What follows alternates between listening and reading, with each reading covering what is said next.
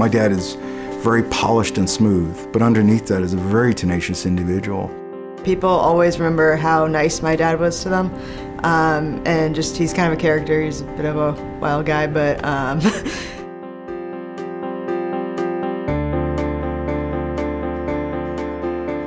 My dad was in law school.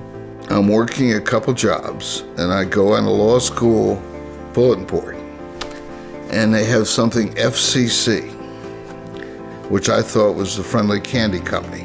And I got hired, and I started as a GS5, a clerk. And I started that in 1966. I was there for the next 20 years. I started working what's called PCS. That became the competitors of cellular.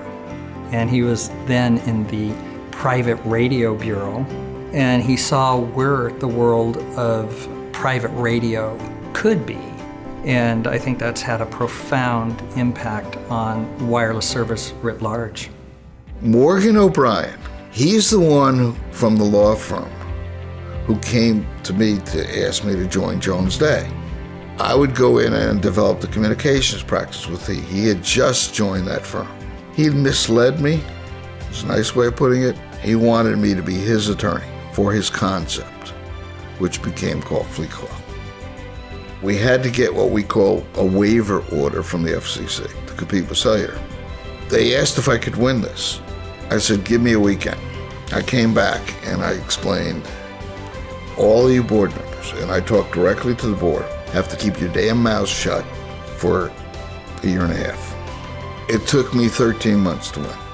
One commissioner said at the meeting, I've never seen such a firestorm over something that's so obvious that we should do.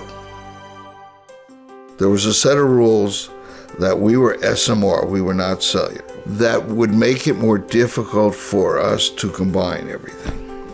So we filed and we got it.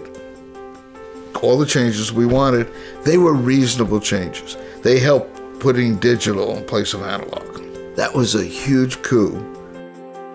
When the commission did the allocations, they interleaved a lot of things. And as cellular started proliferating, as we started proliferating, we started causing interference to police and to fire. If we rejigger the spectrum, we give some of our Nextel spectrum to public safety, and we get a better chunk of spectrum, not more, but a better chunk. The plan was too ambitious, controversial, and without precedent. Bob put his head down and persevered, and at the end of the day won a unanimous 5-0 decision from the FCC. Before we prevailed, my wife had a horrible accident, which left her as a quadriplegic. My daughter was 13. Being my age, I think it impacted me tremendously, and I think it pushed me to continue to try as hard as I could in anything else, because I realized, how short life was. Anytime I needed him, he was still there.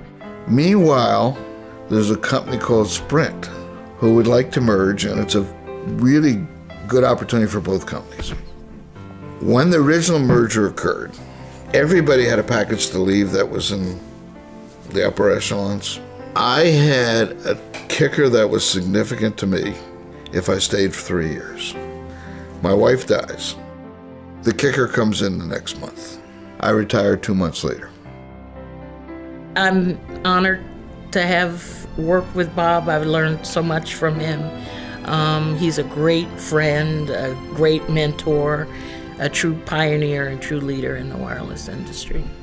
Bob and I have been on the same sides of issues, and we have certainly opposed each other over the years. But I got to tell you, I have a great deal of respect for him.